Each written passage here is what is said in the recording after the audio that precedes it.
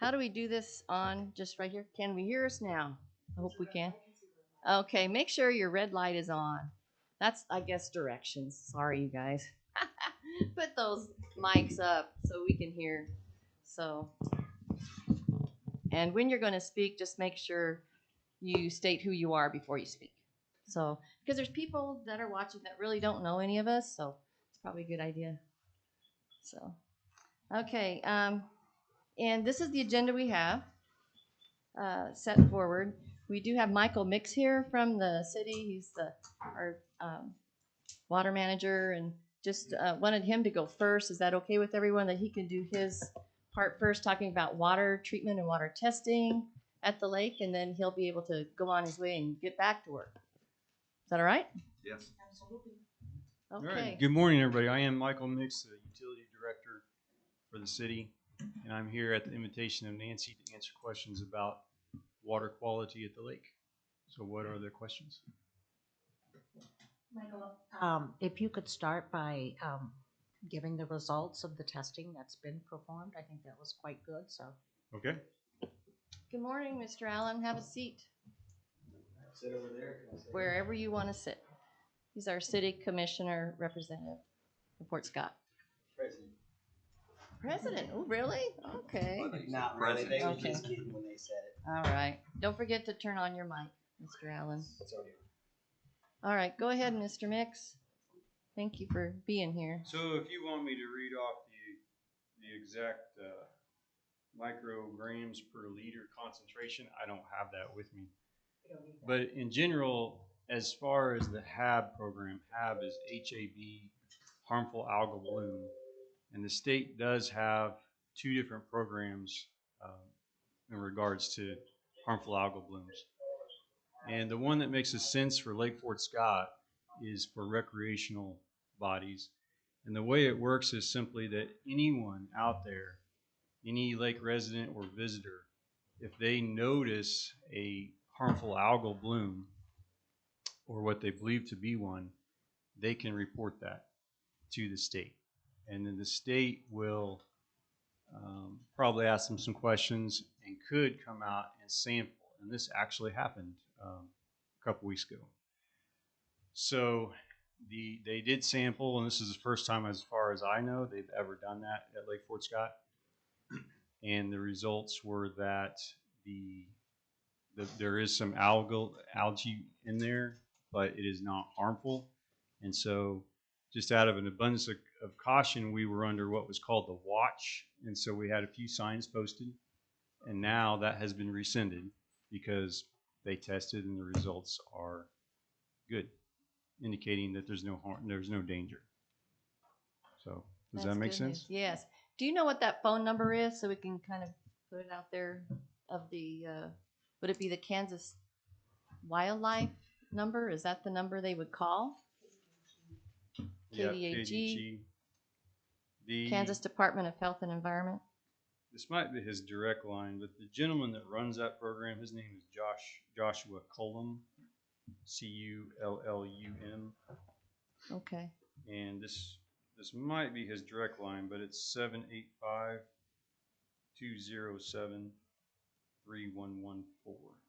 Okay. But there's an abundance of good information on their website.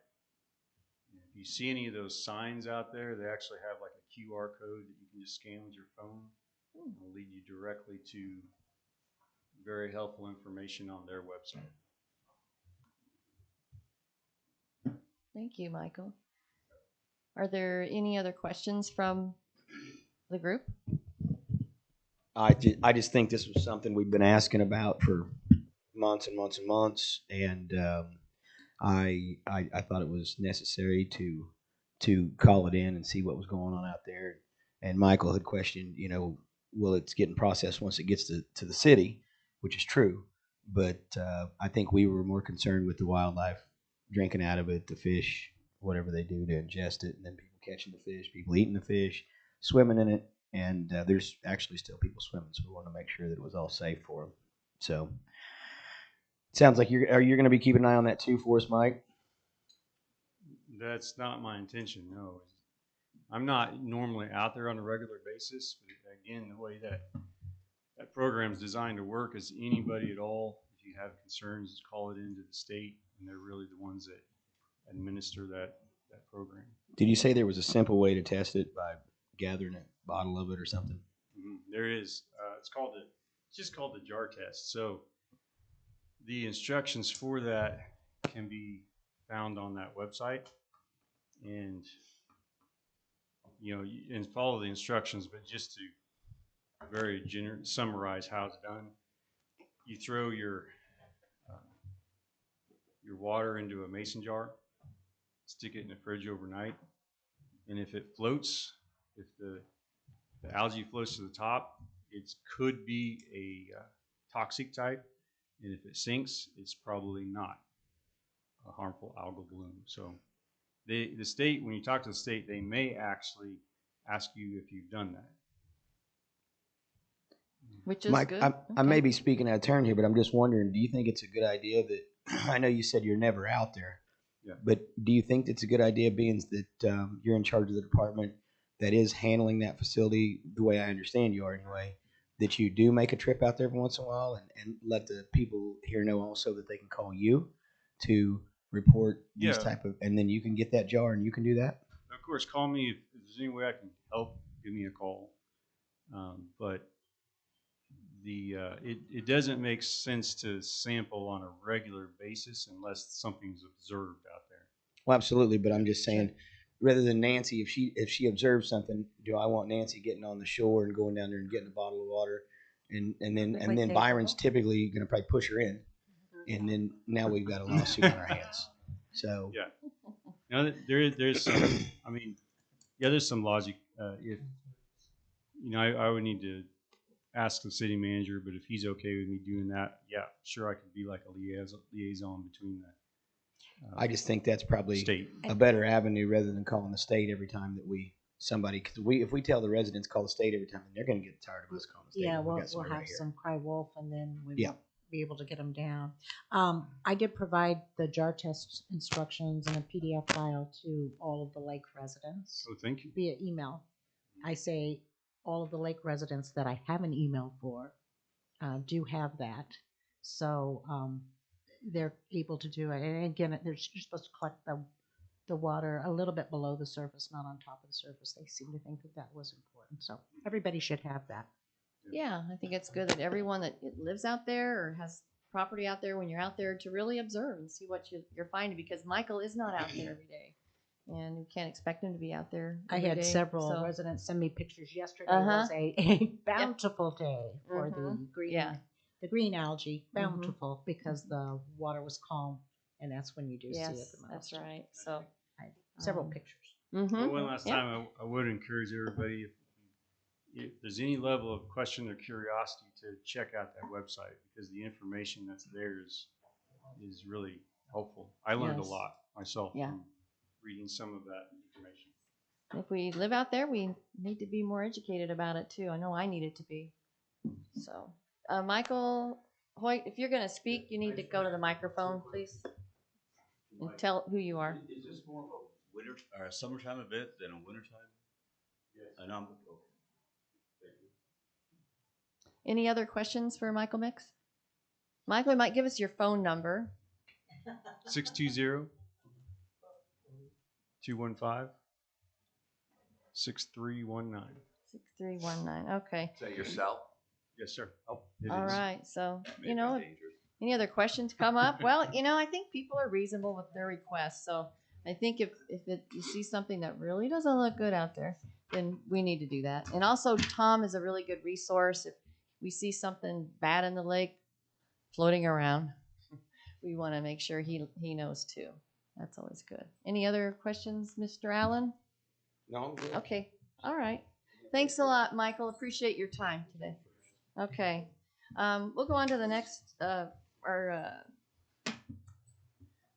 observe the meeting, people can go on to the City of Fort Scott's YouTube channel to view the proceedings. And if you're wanting to call in, which some people would like to call in, I'll give you the phone number.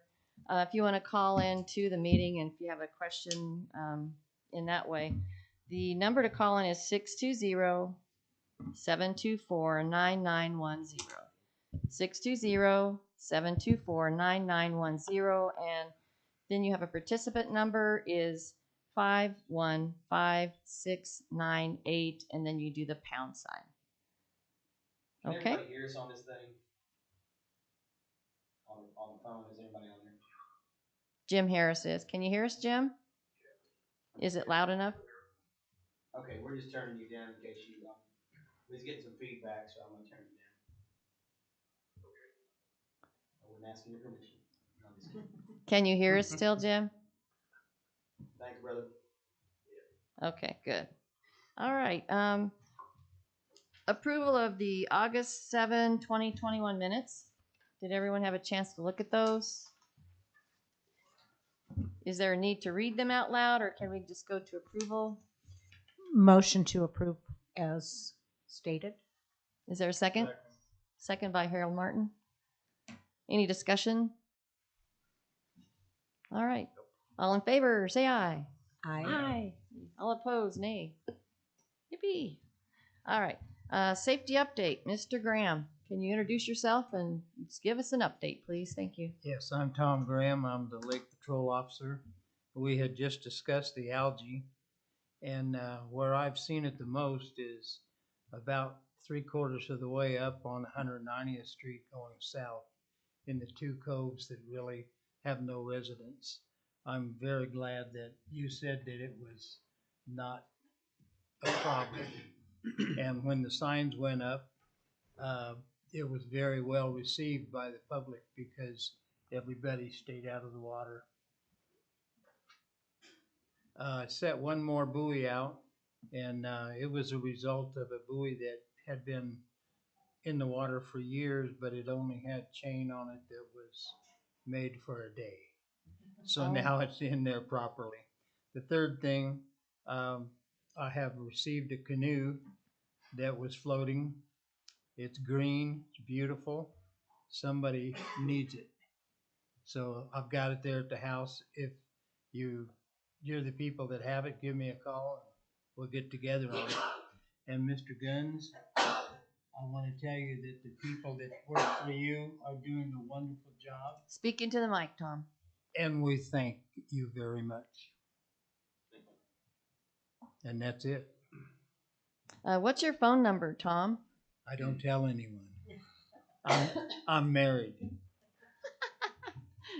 My home phone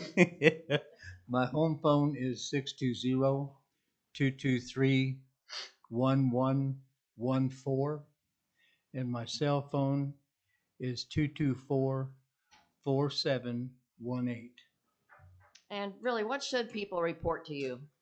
If you see something that doesn't look right, that's what I look for. 9 times out of 10, it's false alarm, and that's exactly what we want.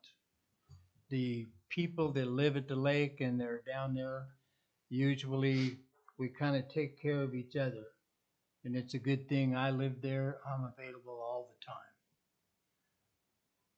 So if you see something that doesn't look right to you, give me a call and I'll do my best to fix it.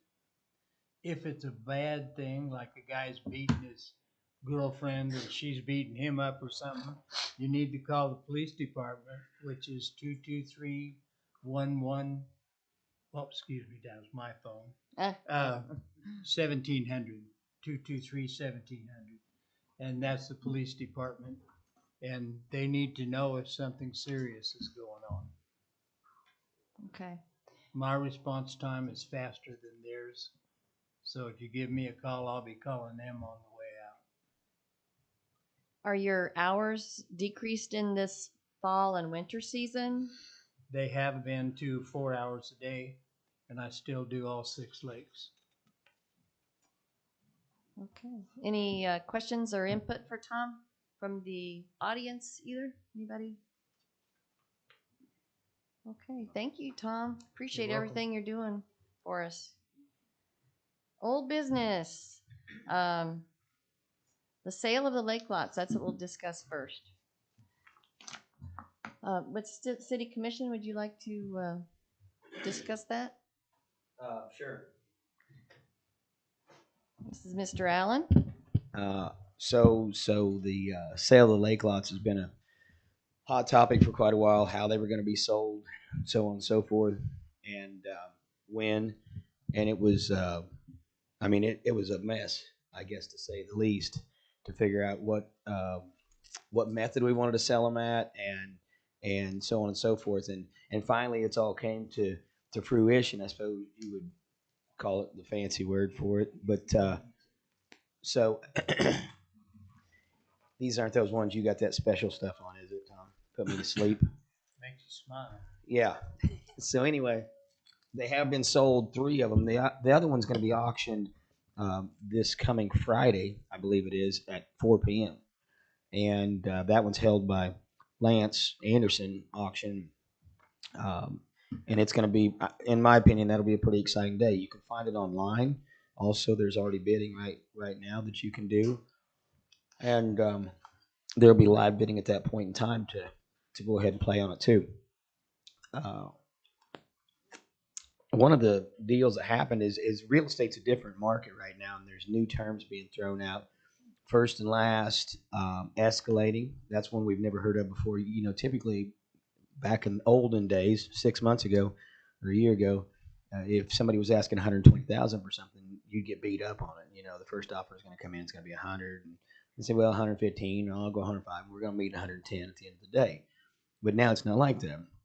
So, in my opinion, and I don't know how you guys feel, but in my opinion, it's almost as if it is an auction. It's just a slow roll auction. And so, you know, we wanted 120. Here's how the deal went down. If you haven't had time to see the meeting, we asked 120. We had $120,000 minimum on all 4 lots. You know, they were out there for a very short amount of time, and people were interested in them. And we had the way we understood it as a commission, or at least I'm speaking for myself, was these offers would come in. And, you know, we may get a phone call one day or it's a meeting, say, hey, we've had an offer for 120,000, 125, 130, so on and so forth. But what happened was they brought a term out called first and final. I believe it was first and final or last and final, something like that. Last and final. And so I was a little bit confused by that terminology. And what that meant was you had to have basically your bids turned in by 5 o'clock on Tuesday afternoon. So those all came in, and then we were told we actually wasn't told what the bids were. The city manager was told what the bids were, and then he delivered it to us. It's kind of a wonky deal to do with government, I suppose. But anyway, so they presented them to us, and you know, we were asked to make a decision right then and right there. And to me, again, as a city commissioner, I would have liked, if it was my piece of property, I would have said I'd like to sleep on this for a night, and, you know, process it and see how I feel in the morning about it, rather than just let's go. That is how I feel on it. So I think what we're going to do, in saying that, here's how it ended up. We were the baseline was 120,000 minimum, and we had offers come in, and let's start at the south end of the lake on lots, whatever they would have been. 8 and 9. 8 and 9. Thank you, Shane. You're welcome. Thanks for coming to town today too. Appreciate you, Kansas City. Go ahead. Anyway, lots 8 and 9. Shane's a busy man. I mean, Let's this get guy. back to a football game. So Kansas lots City. 8 and 9 came in. We were asking 120 pieces, not asking, but that was the minimum. And we had an offer for the pair of them for 130 for one and 120 for the other. And then we had another offer on lot, say 9 it was, for 120 escalating to 160. So that meant that if we sold the one lot to the individual, then that would be 131,000. We could have took that offer, or we could sell the pair of the lots together for the 250. We also had the option to just kill the sale and discuss it. The commission decided to accept the offer for the 2 lots for the 250, which is not anything to be ashamed of. I mean, that's a pretty decent price for those lots, and I think it was. We still don't know at this point who the owner of the lots are. I mean, there's speculation and people talking about it. Some may know, but I don't know at this point.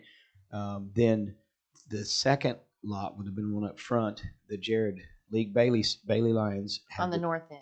Bailey Lions had the ones on the south end, South. and then Jared League had one lot on the north end, right where the gazebo is. And I believe 121, I think 123. 123 is what it brought. Well, no, that's what the, I think there was an offer for 103 and it escalated to 123. There was another cash offer for 122, I believe. Right. And that's the one that got, obviously, the escalation. Right. Outbid it. But these are cash offers, right? These are cash offers. And they're supposed to close November 1st? Yes. From what I saw. Okay. Yep. And they were all cash offers. So that's a good deal also. So it's going to put some, quite a bit of money in there to start with. And I think it's a good learning curve. And I don't know whether you guys like the way it was done. I question in my mind whether it was done the right way. So I think it was a little wonky, if I can use your terminology on that. When you come in with an offer at 103, trying to lowball it and come in, which is fine, but then you say, this person comes at this, I'm going to beat him by $1,000. Well, all you're doing is throwing a lowball offer out there. And if someone else didn't offer, you'd buy it low, but you're going to buy it anyways. So really that second or third person in doesn't have a chance. They don't have a chance. If it's final offer, shouldn't that be your final offer? First and last? Yeah. An escalation clause on a first and final doesn't work. Last and final doesn't quite. It's a bit like an auction. Yeah, which is fine if everyone knows the rules, because everyone knows the rules now. So future lots going forward, I mean, if I were going to purchase them, which I'm not, but I would definitely put an escalation in. And if the other person does, when does the escalation stop? Right? It's 123, now it's 124, now it's 125, now it's an auction. Well, that's what I'm saying. In the beginning, we preached against, several people were against an auction. They said, no, that's not the way to sell these. An auction is a terrible way to go. And then basically what we do is, that's what I called it, was a slow roll auction. Yeah. I guess if I were the person who had brought you the up to 160 escalation bid on a lot, and each realtor was to have one lot, and that realtor did exactly as the commission asked, which was to bring us a bid greater than $120,000. Hers was 131, and yet she ended up with 2. no, None. Zero. And it's not her; it's the end user, the buyer. That would have been. So why couldn't we? Why couldn't they offer whoever was at 160? Why couldn't they just say, "Are you willing to go 160?" That's your escalation in the ceiling. meeting. So will you go to the max of your escalation? Yeah, but because somebody was willing to go up last to 160, and final, correct? Yeah, I mean, it is. To me, the last city and left a lot of money on the table. Yeah. Here, and you're exactly right. And I've discussed this with several people and good friends of mine. And you can look at it. That's why I say it was so out of shape. I don't like it. I didn't like it. I didn't like the feeling, because I was excited. I thought, we have an individual sitting at the back of the room that says, I know they weren't saying no names, but he says, not today, we don't. That's Bob. But anyway, I'm back at the city commission meeting Tuesday night, and he stood up and said, I'm the guy that will give $160,000. I want that lot. And if it's, I'm pretty sure if it's Dave Stewart sitting there and you have a guy yelling at you, I'd like to give you $30,000 more than what you're asking. You're probably gonna. But at this point, we feel like as a commission, we're bound because we've asked for first and final. We didn't, but that's how it came out, and that's what happened. Or first and final, whatever it is. First and final. Whatever it is. Yeah, That's what, and that was not what, and I don't think you can go back to a meeting and see that we, the commission, asked for first and final. We said, go get the best offers and bring them back to us, and we'll go and we'll discuss them. Well, so one of my questions: what's the city's goal? Is it sell them as fast as we can? Because I heard that in the meeting, or is it maximize our dollar, our profit? If you're asking city commissioner Kevin, now it's maximize our dollar. I felt like speed started becoming an issue. Yeah, it was pretty rapid. It was. We got to do this tonight. We got spooky. Yeah, it was like. I may be speaking way out of turn, but I was just curious: is it maximum money, or is it get rid of them as quick as possible? So I think you watched maximize money. Like, I guess the question is when are the next lots going to be up for sale? And you how's guys the gonna process change going to that happen? process based on what you went through with the first 4? And I think that's a whole other discussion, because the Smart Growth Committee says 4 lots. That was your recommendation, and I think that's good I for think now. it I think we're played good. out well because you've learned something based on Yes. the first 4. Yes, that's man, and exactly right, because again, there was several people saying you need to sell all 8 of them that you got marked off, and I said no, 9. we're back 9, whatever it is. Yeah, Right. we're backing up. You know, you guys, the lake committee had suggested 4, the city commission had recommended 4, and that's the way it was going to be. I mean, I didn't want to go against anybody's wishes, That's right, whether it thank be you. here, or the lake community, or the citizens of Fort Scott. But I've always been one to really want to think things through. I never pull the trigger on something fast. I mean, I do at an auction. I may regret it when I go home, or I regret not pulling the trigger again. But I think this was a good learning curve, and I think that going forward, if we do, decide to sell some more lots, we don't know whether we will or not. But if we do, I think we really need to discuss the process as a commission and Sure. find out how we went wrong in this last one.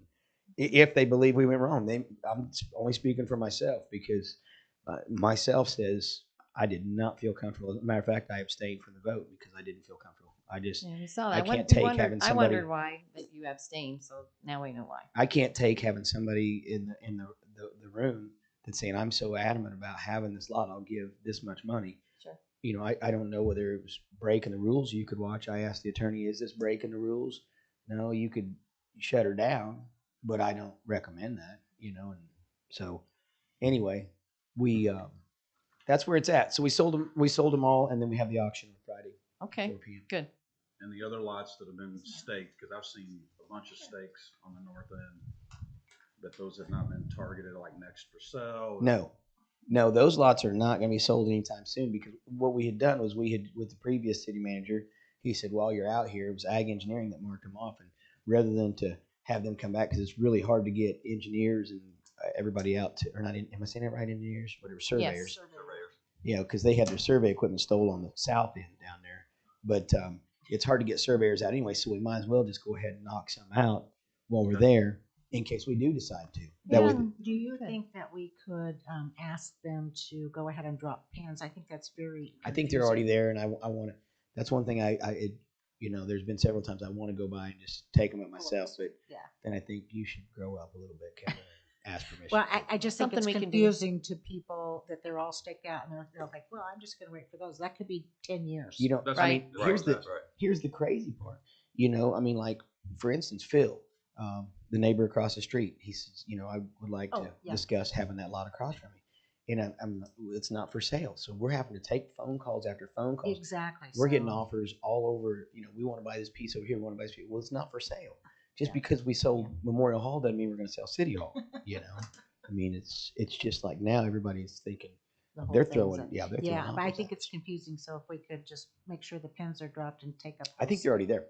Okay. Then we can take up the stakes then. I'm good at picking up stakes. Yeah, well, you're out walking all the time. So Yep, why don't you I get can do Carrie it. go down there and get arrested rather than me? Oh, why we wouldn't get arrested. I mean, You don't know so that. the Smart Growth Committee, I think, will probably be discussing the future of that also and providing feedback. So, Way in the future. yep, Way in the future. way, which might be, who knows how way is.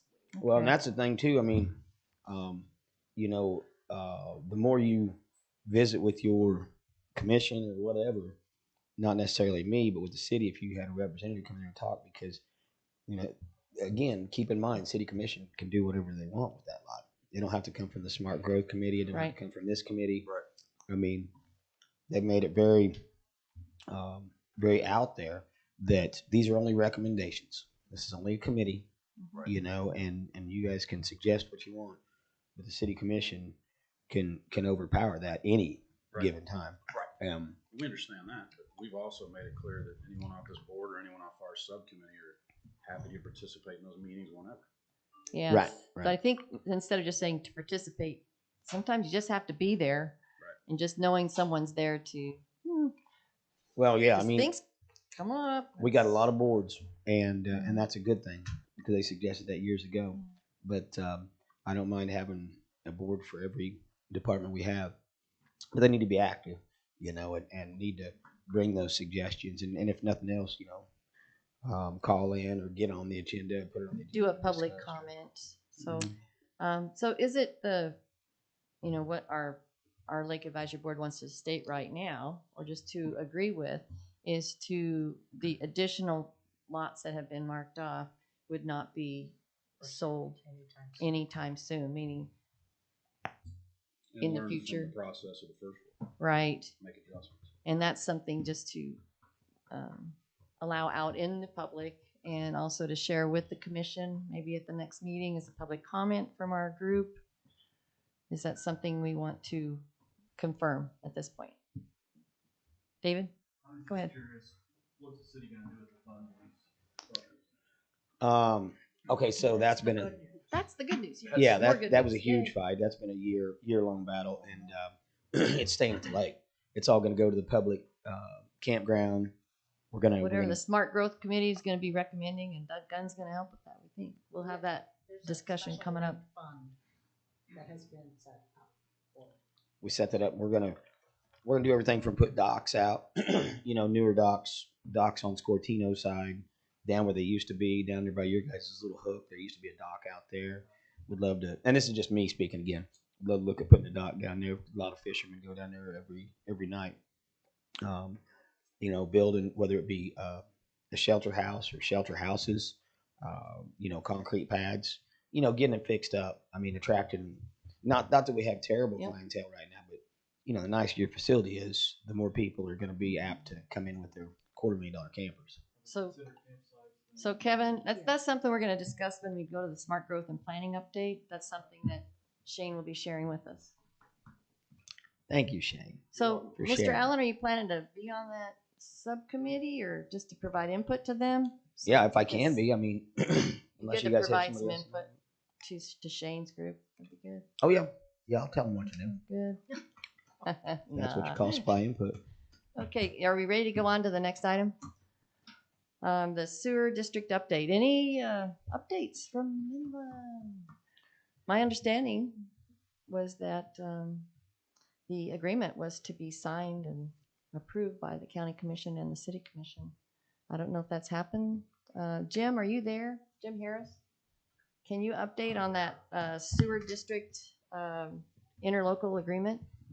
Well, the only update I have, the last I was told, city attorney was reviewing it. Who was reviewing it? City attorney?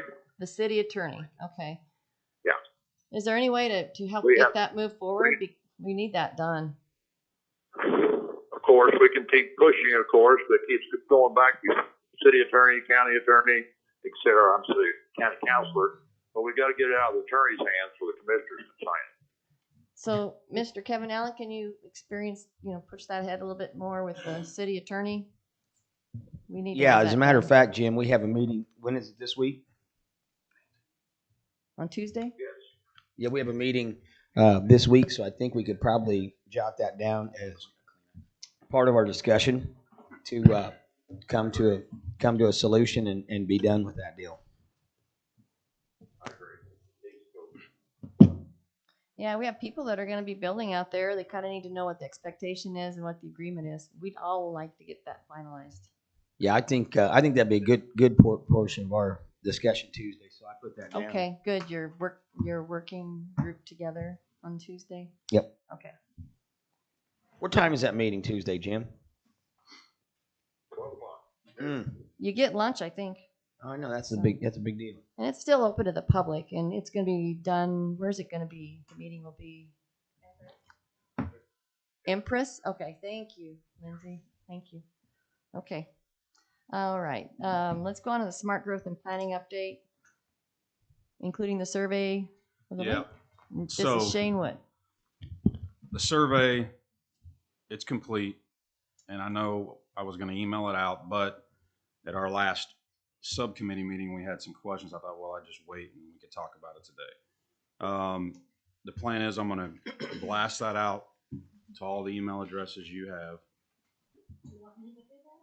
You can. I would love it. Because my other part of this was I'd like to get feedback from them, including email address, additional email addresses to try to get a full list. Because I think you don't know, how complete your list is, correct? I don't. I will say it's pretty darn complete because anytime anyone changes or moves, the realtors are very good to say, please add Okay. to your list. Yeah, because I'm worried about me ending up in spam or junk where Yeah. everybody's got you cleared. Yeah. So I thought, well, if you don't mind I don't sending mind. it out, And then part of that is like, hey, here's just a survey. We'd like to get everybody's opinion. And just let me know how you want to handle the feedback. Do you want it to go to you? Just forward it to me, it's fine. And Nancy, I It'll want to see be, it. so they can. That'd be good. And I think we put it all together and then we go through it as a group. We can either do that with our subcommittee or and put it in some kind of format to present to the board. Yeah, I don't have the capability to do like an online survey, so it will be just the hard copy That's of the fine. survey. Then they'll have to scan it back or Mail it? back or. So that was my other question, is the hard copy. Something that we thought of was, because I know we discussed doing a hard copy as well and mailing it out, is could we get a copy of that survey included with the lake frontage fee invoice that goes out to every property owner? I think it's in January, right? It's in January. But I That's didn't when know, that to goes be out. honest, I don't remember if it's the little card or if it actually comes in an envelope, but they're gonna email it to everybody that owns property out there. I don't even know that anything gets sent out. I think it just Oh, gets it does get sent out. Does it? Well, then it has to be on that little Mhm. card. I don't think that Yeah. there's a separate. So that may- Rachel, do you think there's any way that the county can make that You adjustment? got it? We got something yesterday in an envelope. I didn't know if it was ready for that. We're just trying to figure out, like, instead of going out and getting everybody's addresses, Mhm. reinventing the wheel, someone at the city. I have Let's- a list of all the addresses. Okay. Oh, really? It's about 6 months old. But is it Yeah. beneficial to mail a hard copy and send an email? The timing, do they need to go out about the same Mhm. time? And if it could be out, And then- going out with that, with the lake frontage fee, bill, that maybe that would save some money. And I don't know, this is my first year of sending those out, so Okay. I don't know if they come on a card or if they come in an envelope. I'm not real sure. That's something I can definitely find out. Did they come in a card? Okay. So if we could do an envelope, then we could just throw it in there. That way we know everybody's getting it. Then the next question is Yeah. do they got to bring it up to the city and drop it off? Or They just gotta mail scan it back. And email it? Do they got to Mhm. mail it back? That's a lot of work. The city doesn't send an envelope. 2 years ago, they did, when they changed over and took over the billing of the sewer and put that all on a card, they added that to that card. Well, and maybe Rachel can help with that. I You can know. talk to Susan and see what Okay. we can work out. All right, and then you want to be in contact with Shane personally? Okay, good. And then that way we can get that worked out. Make it as streamlined as we can, so it's not a stressor on Perfect. anyone. And then if you need some help folding, I can come in and fold. Okay, I'll talk to Susan. Yeah, I'll I talk mean, to Susan and see what we can do. That's what I say. We'll Okay. be willing to help out with folding and help them put them in. I mean, you're not Mhm. talking a ton of money, but Nope. I just think it'd be an easy way to make sure everybody's getting a copy. Right, well, and I had provided the county appraisal list of all the properties. I don't take. a So we do copy have from those you. addresses. Okay. I had sent, from the. Sorry, I was appraiser- being distracted. From the appraiser's office, there was a list of everybody at the lake, every property owner. Okay. And their addresses, because some of them aren't local addresses, they're So Nancy, did you send that to Shane or? Okay, You did? all right. months ago, Okay. months and months ago. I can send it again. Send it again. And Harold's got it, huh? But you'll let us know if that's an option. I will, yes. Okay. And then if it's not an option, we'll have. Okay, and Deb McCoy said she'd help too, so we got some helpers. Okay. So on the one that goes out by email, do you want it to go on out now? That was one of my questions. Is it important to, if we email it now and then they don't get the hard copy till January? Well, I've already seen this. I mean, is there any importance of having them go out about the same time or do it now? And I don't do think the so. hard I copy later? think we can just check off who we get back and just Okay. have a master list and check it off. Email back to you or mail back to who? It doesn't matter to me. You want my my address? It's not local. Let's do local. Okay, sure. They could also drop them off. at Kevin's 764 764. 195th Street. That'd be fine. And if I can get I'll just print a master list and then check off when I get them. Okay? You have the master list of emails? I think so. I'll check and make sure. Okay. All right. Very good. Okay, let's go to the next part. Shane? Okay. So our last meeting we had Doug Gunn, who's here. City Okay. Parks Director. He participated in the call, Zoom meeting. And then Frank Halsey, who's on the City Parks Advisory Board, he participated. They both had a lot of great information and helped us a lot. We had a series of, first of all, we came up with, and we can do this either way, what we thought phase 1 improvements should be. And then we had some questions, concerns that come along with those improvements. Would you guys rather hear the list of improvements that we're suggesting first, or would you rather hear the questions? I'd like to concerns? list those. Yes, please. Okay. It's exciting. So, based on information from Frank, he thought due to the shortage of city manpower, that all work should be bid out, contracted out, meaning not try to tackle any of this with city personnel. Okay. As a group, we thought the focus should start on the west campground up by the ramp and the public beach area. The list was renovate existing shelter house, i.e. grade the area to improve runoff, new roof, paint exterior and interior, add lighting. There was questions about what to do with the concrete slab, whether put some kind of an epoxy paint on. I don't know what the condition of it is. I'm actually going to drive out there today. I told everybody to drive out there today and take a look at it. Thank you, Shane. You're welcome. And then the bathrooms. It sounds like those Hey, now. bathrooms are Hey, not now. in good shape.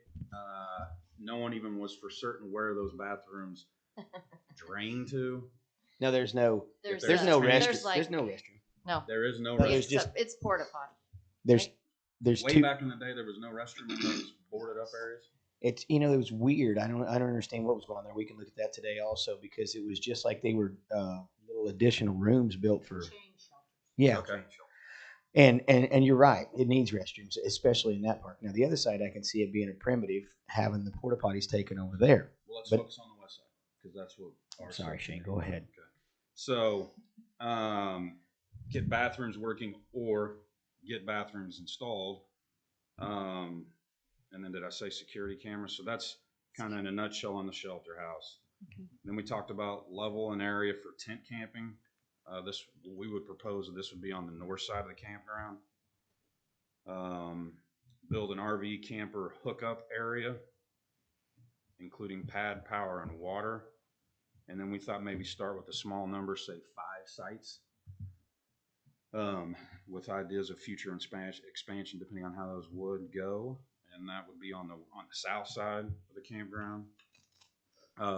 With that, we thought the next big question or idea would be a sewage dump area for those RVs and campers, and getting something like that installed out there.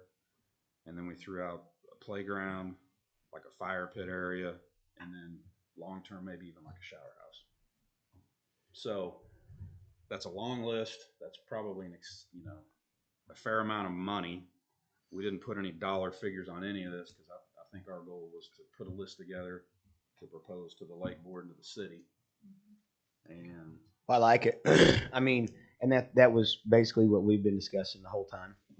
That's the main campground to start at. And I like how you've put on the south end the concrete things. Nicer area there. We can clear off some more trees. We got so much capability back there in that little cove, which would be just west of the shelter. We already got a shelter built. Like you said, what a great way to epoxy it. It has no gutter on it. That water comes off and it bounces in that asphalt. And you got about a 6-foot asphalt or 6-inch asphalt lip there, and it bounces all those millings back into the shelter house. It's just constantly chasing itself. It's out of control. Well, November 1st, you'll have the money, right? That's right. Cash So deals. there we That's go. right. and on that though, That's what I'm did you saying. ever get to meet with the city engineer and take them out there? I know that was one thing you were going to. Can you get up there, Mr. Gunn, and just kind of help Sorry us to with put you this on the spot. discussion? We appreciate it. So, This is Doug Gunn. He's the Parks with Director. the city. So we did not have the city's engineer go out yet.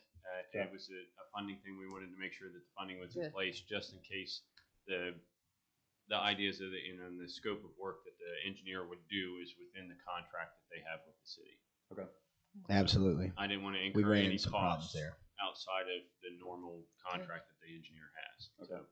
So he would charge above and beyond what his contract is to go out there and look at it. Right, and then the idea also is, do we need the engineer to do anything?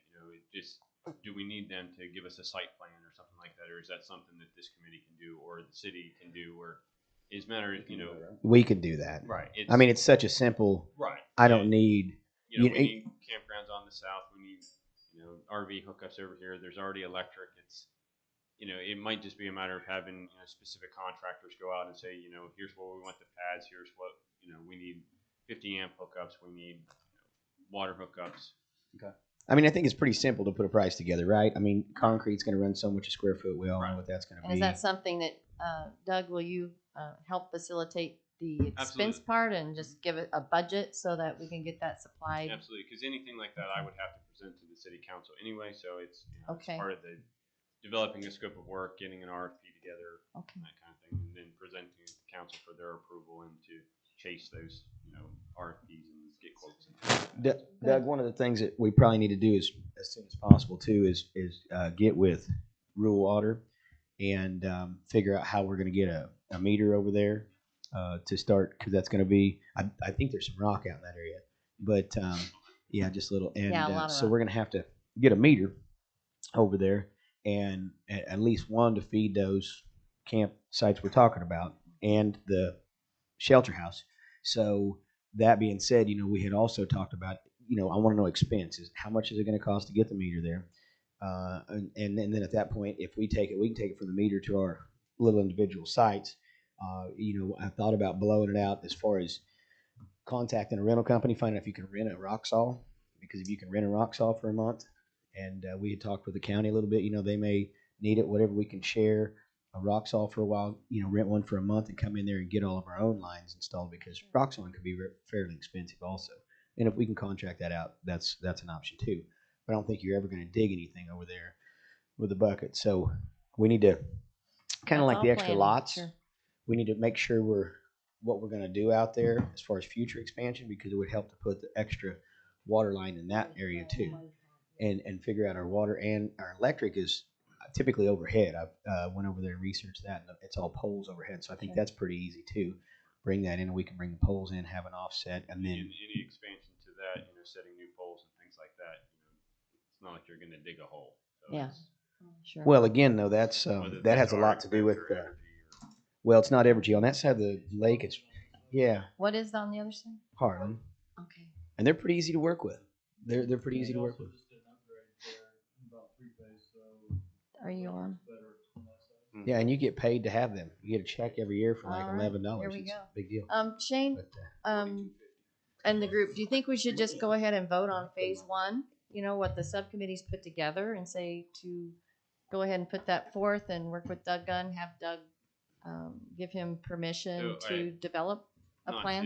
not to interrupt your process. Sure. But it's the downsides that the committee also talked about. Yeah, so that's next on my So I list. think before you Okay. before you decide, hey, let's do phase one, maybe hear Well, yeah, the other that's a side good of what idea. they, you heard the good stuff. Now you hear maybe some of the, Okay, let's hear the. Yeah, so Let's hear additional information, I think what Shane. he's Now the rest of referring the story. to is Illuding. with improvements to the campgrounds, the group was very adamant that there was going to be a need for better patrolling of that area, to prohibit vandalism and things of that nature. We got into security cameras, and I think you were the one that said you guys have done some Yeah. preliminary research on yes, we're and working. tying those cameras back into the police department.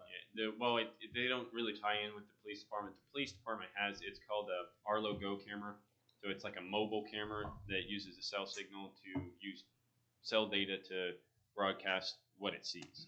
And then it backs up to the cloud and all that thing. And there's an app you get for your phone. So when there's any movement or any activity out there, it alerts the person that has the app, and it sends out like, hey, this is happening right now in real time. But who monitors that? Wait, I think that it'd would be be the city, right? Yeah, it would probably be a city. But when you say activity, there's always activity, right? Right, so you can What's set, going to trip it that there's right, bad you can activity? set the camera kind of like a time frame of when it would turn on or turn off and record, and Right. it has a lot of functionality to it. So you can have it run all day, or you can just have it run at specific times at night when you think you have a problem.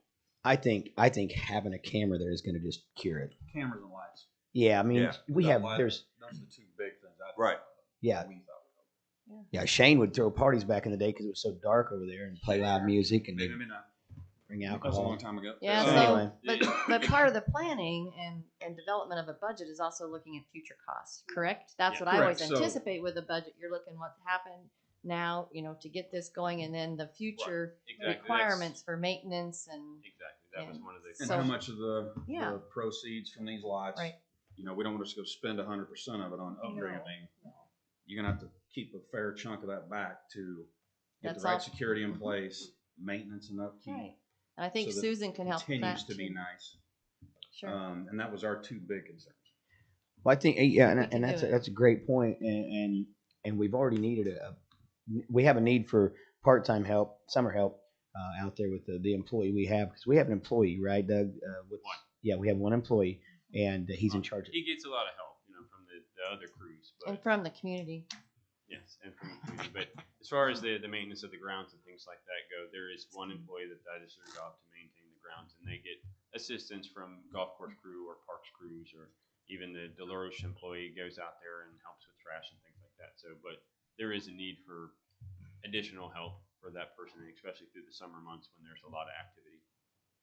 Because there are days where that lake employee, all he does is trash. Like one whole day is spent in trash, especially after big events and holiday weekends and things like that. It's incredible. I mean, you wouldn't think it's a big deal, but I'm around there doing other things, and it's bad. Yeah. So this year, I'm sure everybody's noticed we had to put a dumpster in On our side. at the swim beach because the activity was so high this year that we had to have a dumpster put in instead of just the Which 50 is gallon drums. great. Yeah. That is great. It's wonderful. I have a question about, I'm sure that it's been considered, but is the airport expansion still underway? Because Ye- if that is, and we're talking about building all this, and they were talking about running the road through there at one time onto Hackberry, correct? As far as I know, I don't think the road came onto Hackberry. Maybe it did. It's further west. No, Than it that. did. It went to What- Hackberry. Yeah, But it When- went that was to the last I Hackberry. heard. Yeah. I think what the deal was, they was going to run traffic on Hackberry all the way around down to the Mile Road Right, and but back. where were they gonna cut the road off to get to Hackberry? It was further west. Yeah. Nancy, did Yeah, and you I have think- it? I think Meaning they're not gonna come up by the loading ramp. No, they're not No, going that no, way. no, It's no. a You're talking further about west. expanding this west, correct?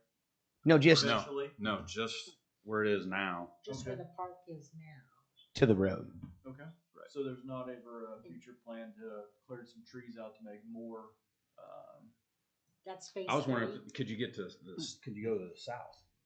I Can- haven't been out there in a long time. Okay, can you? Where are you We're at? talking now? about future RV Yeah. hookups and things. Yeah, like so that. I mean, I'll just show you right now. I mean, it's really cool. I mean, you can sit out there. We took the mayor and I took a drive the other day. Here you go, Kevin. What's that? Harold Martin brought this. Oh, way to go, Here's your Harold. map of Yeah, look this, at that thing. Thank you, Harold. My drawing would have probably been better. Probably. No. Go ahead. Where's everything at? Well, can you see all the concrete where the loading ramp is on the left? No, that's the camp That's the area. shelter Yeah. house. Yes, that's the the shelter. shelter. Yeah. Okay, so you can see the shelter house right there, where Shane was talking about putting some RV spots right here, right? Yes, that's where the Yes. current electric already comes through. So that'd be Oh, in my opinion, that would be the logical place Yeah, where, the electric's right over here. right. But there are poles that There's run right one along the next road to there. shelter house. So if you think about it, as we were sitting out there, I mean, a guy could take and you could actually, I mean, these trees are beautiful and you can go in there and you can make nice little camping spots. There's a lot of unused, untapped potential. There's already 7 drawn on there for a first space, Right. if you can see them. Yeah, so, yeah, right in here. Yep. So, yeah, I mean, that's great areas right there. Even if a guy, can through some of this, to get, you could have water. There's 2 elevation changes through that tree section. You could literally put 3 rows of 40-foot RVs in there, and they would be able to see over the top of the next row to the lake, Oh, cool. if it was done right. Yep, I think this is a great area for that. Like you said, then over here could possibly be some of your primitive spots. Right. This could be more of your finished out spots. This in here could be a gathering area one's for here, I possible think so. future. And that's where we're talking like fire pit, playground. I mean, all that stuff costs money, It's all and all that stuff costs money to You got a maintain. picture right in here, out here, where the dock is, you can picture like maybe in this area, a big bunch of those tubes you get in that has running water where it throws you out in seriously, we looked into that. Slides? I'm not even, Skitch's Water Park. I'm not even playing. Like Whitewater or whatever they called it in Branson. I'm serious. Pretty good liability with that. Right. Oh, yeah. We got good issues. And I have a hard stop at 11, so. Well, again, that's all just things that can be discussed. I mean, if you had an attraction like that, we got the swimming pool that's got 100 different things you can jump up on and break your ankle on. Sure. So as the place becomes more popular, and we decide, hey, now we're getting enough revenue off the camp. Believe it or not, it's expensive to camp nowadays. You go down to Farmington, I think $30-40 a night, maybe. I don't know. We have some information on that. So anyway, that's serious talk. I'm sorry, Shane, I interrupted you again. All right. Go ahead. So, Thank you, Harold, for- yeah, I mean, I think we talked about a lot of that, but again, since we're just here to recommend, it was like, what's a reasonable chunk?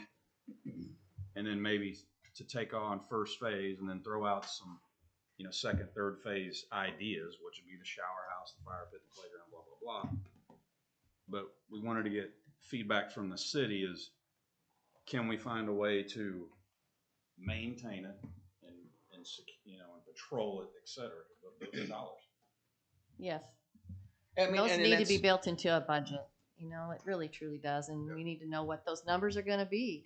Well, And I don't have that kind of information, but I think Doug probably does. And if you need help from other people, Doug, there may be some people right here that can help with Well, that. and that's So- one of the things we discuss as far as the city commission all the time. People talk about we need to build more walking trails, and I said, hey man, we have enough walking trails that we're having to take care of now. We got to take care of what we have already, rather than build more stuff that we can't even afford to take care of. I mean, Doug knows how it is. It's tough. I mean, you drive through these places and it's hard to, we're getting blasted. We can't take care of our restrooms, our park restrooms, things like that. So we got to make sure that we have enough staff to take care of that. But I think with the dividends we're going to receive from the sales of this, that doesn't buy you a bunch of employees. That gets you all the upgrades, and then you're going to have to take care of it. But there's possible future sales of property around there all over the place. So I mean, I think you could grab a little money every time you need to, $100,000 at a time. So That was one thing we discussed in the subcommittee meeting was once you get all these in place, you have the RV parking, you have the primitive campsites, you have the things, fee collection. So then you use that fee collection as a revenue generation so that you can fund the employees and pay their salaries. And absolutely. So then there's, what kind of fee collection scale is there? How is it collected? Is it like, going up to Farlington where there's a gate and you pay a fee to come in, even to Dr. Boat and then boat fee, all that revenue generation that can pay for these, maintaining these upgrades and not having to sell lots, every year or every 2 years just to keep the maintenance Right. money. Good And I point. think Because Eventually you run out of lots. Right. Eventually Good you're going to run point. out So of lots. crowded that nobody wants to be there. Right. Yeah.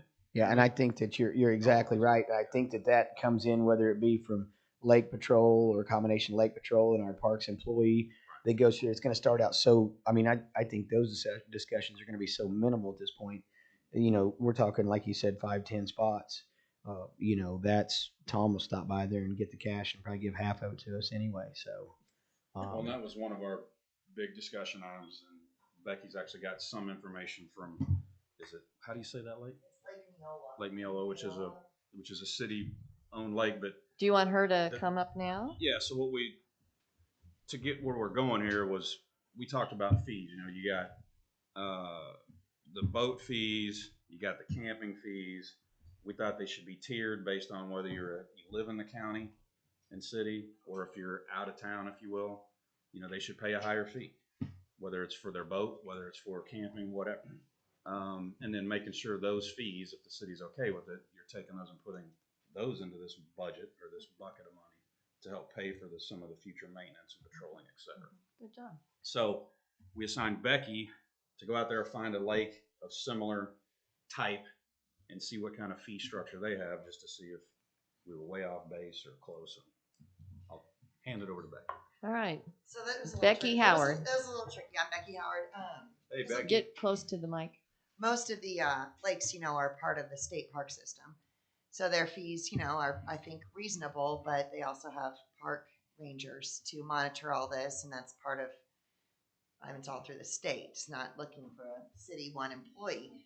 So I found Lake Neola and Paola, and we talked about it a little bit at our growth meeting because Barry is from there. So I've got the information. It's on their website. I can share it. We can copy it. You can add it, whatever. I think these are a little bit low for our lake. I think our lake is bigger than that one. I've only been out there twice. But same as Shane was saying, you know, City of Paola and Miami County residents were one fee. Non-city were more. So I think that's good. And then they had additional for if you use the electrical, if you use the sewer, which I guess would be maybe water. I don't know a lot about RVs, but that was more. Each thing that you added was more. I also saw, it's not on this paper that we have, but they did charge more for the holiday weekends. And it was like a minimum 4-day stay over like Labor Day, 4th, Memorial Day. It was more expensive. And you had to do 4 days. That I think, I'm not sure if that was Neola, that was another lake, but I thought that was a good idea because then you're sure you've got them all. And Tom can only, then Tom, if we start small and Tom's the one doing it, he goes, gets one fee one time on that busy weekend, and then not going back for over and over again. And one thing we brought, and again, this is way pie in the sky, was if you had 5 camping spots, you had to go to the city website and pay for your spot and make your reservation for the weekend or the week or the day or whatever, to where you know they've got to pay to get that spot. Well, that's a great idea. Then you don't have somebody out there having to chase it down and collect it. Absolutely. Because then you have to have get somebody in front, they don't there's, show up. there's a website that the state uses to collect all those fees. I looked at it, and it's, you make a reservation, and I'm sure we would pay them to kind of they get a portion of it to manage it. But if you go onto any of like Kansas State Parks and try to make a reservation, like down at Farlington or wherever, it reroutes you to this website, and I think they kind of. I think that's great. But you get your, I'm looking at it as technology, right? You go out there, you pay your camping fee or your camper fee or whatever. You got a copy of it on your phone, just like when I rent a baseball field in Kansas City. Sure. Tom drives by, let me see your permit. Yep. Well, I don't have it. Well, or print it. Tase. Throw it in your thing. Tase you right there. Yeah, here it is right here on my phone. Yeah. So, I like that. Pie in the sky, but Maybe not. That might be basic. Yeah. Yeah, we could even filter that through City Hall right here, where you come in and you either call City Hall or you come in here and give them your money. I mean, we got the. Yeah, you could do it online. Online is so much better. At the city hall. But I'm just saying, Nancy, you still have your option if you'd like to come in here, because I'm not an online guy. Like you do for the shelters. Yeah. Yeah, yeah. It'd be nice to have it So, online. yeah, that's it's a right. shelter house for a birthday party. Buck Run, you $50 go bucks. there and do that. Right. Yeah, I'd like to make 60. a couple comments if I may. Sure, Tom. Through the years, it took 6 years for us to get the signs that say this is what it costs. And that made a total difference to everybody who goes in there. They can't say they didn't know. When I first took the job, there was an honor box, and you were to go put your money in the honor box. I took the honor box down because people were stealing our money, and therefore you pay me. And if we had a gate, We talked about if we fixing had that whole area off security with the gates, cameras, but, I mean, if No, they you- had security cameras and lights, it would totally change it. And in the past, we've asked for those things and it's fallen on deaf ears. The third thing I think we really need is more authority on the policing end of it. Here's an example. We say it's a 4-day limit. 2 weeks ago, I had a guy in there over 4 days. He was very obnoxious. He did not wish to pay. I called the police department. They took 17 minutes to come out. He was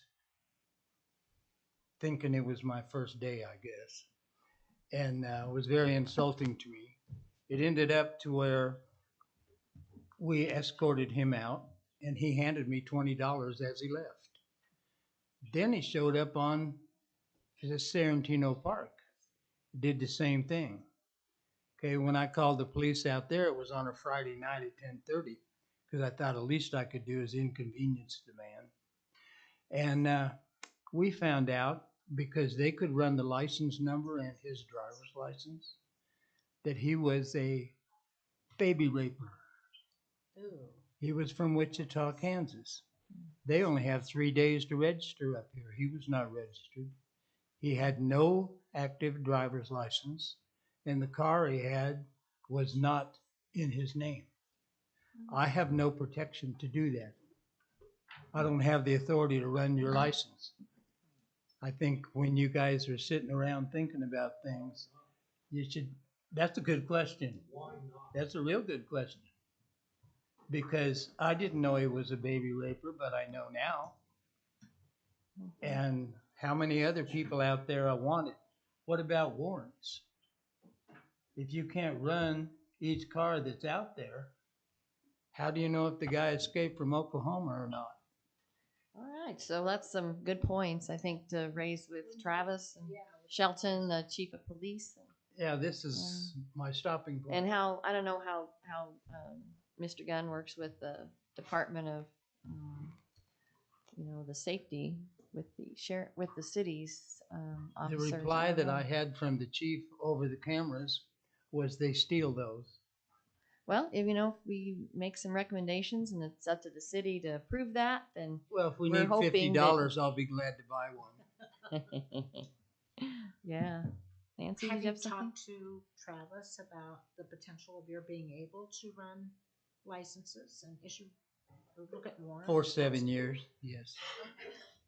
Originally, Maybe when I took the we- job and I did that big drug bust where I had the 10 football players on the back of the truck that night and 3 of them went to prison with drugs. Well, something maybe it took, we can just. It took 46 express. minutes for the police to come. Yeah, we can express our needs to him individually if we want to. It's something that we can do individually to talk to Travis. See, Yeah, I'm sorry. I had a business in the. My Restaurant. job description only shows that I'm supposed to be sitting in the parks. And I go around the lake all the time because I can see the back of your house and the front of your house, which is more important to me than going through the campground, which I do anyway. But I can only be so many places at one time. And if I'm not on the water, then I'm on the truck. If I'm not on the truck, then I'm on the water. And you got to be where the action is before you can stop it. But I'm very proud to say that in the 7 years I've been doing this, everyone has done what I asked them to do. Therefore, I have had to write no tickets. There we go. But I know how. Thank But you, I'm Tom. glad that we don't have to do that. Okay. And the clientele over the last 7 years has improved greatly at the campgrounds. Hey, Becky, what else do you have? Well, I was just gonna say again, I wanted to reiterate that this Lake Neola feeds, I do think are low. Especially, I just think we have a lot more to offer than what I've seen there, but it's been a long time. But I do think it gives us a starting point and some food for thought in the whole document here. But I think we need to look at the fees that we have at the state parks, because I think our facility, if we do these things, would warrant $40 a night, maybe, if we've got all the right hookups and a swimming beach and. Well, you're right, Becky. I mean, because as I was trying to tell you up there, they down at Farlington, it's like a year out. I mean, people are begging to get in that park, and it's a great park, and you can ride. Yeah, exactly. What do you say? It won't be? It would be. Okay. Will be, sure. And especially future plans. I mean, I get all jacked up on Mountain Dew thinking about this, but we need to hook our road back together in the back, possibly, if we think about that down the road, because that's a big attraction of Farlington also, is when they get on their bicycles and they ride around the lake and they come back, so if there was better facilities like that, bicycle riding is a big deal down I there. always heard it was just not cost effective because of the number of bridges that would have to be. And that's what I say. We just look into it, do a study. I'm talking future expansions. Asked about this several times. Yeah. That's Sure. been on the plan since '62. Oh, yeah. Right. And it's there's things like that can keep being on the plans, but I think this is the first time there's ever been an active Exactly. lake committee, that Exactly. there's active people on the commission that now can see the absolutely. I mean, it's not hard to see the potential. I agree All with Sketch. I was trying to figure out how much it was because I think Farlington might have been the one that holiday weekends were more expensive, and I tried to make a reservation for next 4th of July there, and nothing was available, so I tried Labor Day next 2022. Wow. Nothing. So, and I could have been operator error, but I don't think there was anything. I mean, maybe primitive sites, but I was looking at the RV ones because I think those are the money makers. Yeah, if we All just right. took the fall off in Farlington, we'd be profiting. Yeah. Well, and then it also like kind of shut everything down too, though. Like October 1st to April 1st, like there isn't camping and stuff like that. I mean, that would be then that goes back to the cost of maybe not having to pay as much or have as much supervision during those off Sure. hours. Sure, that's a So good point. They just shut it down, like so that would be a thought. Okay, Good point. I have this. Okay, and the Thanks, name of the Becky. lake is Lake Mineola, and the Miola, it's Miola. Lake Miola, and you can go online. I really did like the guidance paperwork was really good, and that's something we've talked about having. It's like that guide, which is good. So super good. Do you want to? Shane's got a full copy that. Yeah. Does someone want this to like attach the minutes or? Rachel? Thank you, Rachel. Okay. All right, Shane. So it just came off their website. Thanks, Becky. Go ahead. Well, I mean, I think that was it. That's our recommendation. Those are our concerns. Someone needs to tell us what to do next. We didn't want to. I know at one time I was brought, well, come up with a list of recommendations and budget costs, et cetera. But we feel like we're at a point now where this needs to be presented to the city and get their feedback to know where we go next. Okay. So, I wrote everything you said down, but then I heard you say later on that part of it was maybe considered phase 2, i.e., shower house. I had playground, like a fire pit area, a shower house, additional RV pads, if you will. So that would be more Additional like campgrounds, phase basically. 2. So Designated campsites, I think is what you're. Designated campsites. So Sure. you can actually say, they're going to 12 and you're going to 14. Absolutely. We didn't want to say, hey, let's go build 20 of these things. Let's build 5. Right. So sewage dump was not on phase 1. I think it needs I to think be. it's phase 1. I think Yes. it's phase 1. Yeah, you Well, got to we have get a that. sewage dump at the. Fairgrounds. Nobody knows where it's at. Yeah, that's exactly So right. we It's could make that information. well, again though. Yeah, right. That's Again- part of your package. Do you want to go up there, Proper Mr. Bill? signage or whatever. Yeah. Well, I mean, when you sign in, that's right there in your welcome package or whatever. you And wanna that's call it, if it's too Your cost state package. prohibitive, that's okay. But if we can get it to where it's cost effective, it'll be really handy there. Because if we have campers come in from Pittsburgh and they say, well, we don't, you got to go clear back in town and dump, and I mean that may be I think on It's 5 Farley- minutes. on I agree with Farlington, all the what they call the electric and water hookups, those are the expensive pads, but they do have one sewage dump on the way out. I don't think each site has its own. No, it'd be just one. It would just Oh, be yeah. one. Yeah. Okay. So they're self-contained campers. okay, so we would kind of put that at maybe the bottom of phase 1 if it's cost Sure. prohibitive. The tail end. I think from a city perspective, though, you want them to come into town, to spend some money maybe to dump their sewage. Right. I mean, I'm being serious. That's Grab a a cup good of coffee point, on the way out, Becky. yeah. Good point. So we have all work bid out, west campground, renovate shelter house, add lighting, bathrooms, I think is key. Here's my notes. You want Security those? camera. Nancy. That bulleted list, and I can see your copy. Security cam. Can you read that again, Nancy? That bulleted list down there. Ideas for improvements, all work contracted out, focus on west campground, renovate existing shelter house, grade area to improve runoff, new roof, paint exterior and interior, get working bathrooms, add lighting, add security cameras, what to do with the concrete slab. That's a question mark. And then level area for tent camping. This would be on the north side of the campground. Build RV camper hookups, pad power, water. Start with small number, i.e. 5. This would be on the south side of the campground. Sewage dump area for campers and RVs. And then playground, fire pit, shelter house, more phase 2. Yeah, our group is real creative, so Yeah. we tend to spiral. I love the into, playground 20 years idea, from now. personally. It's all good ideas. Can you go up there, Becky? Yeah, we talked about. Go ahead, Becky.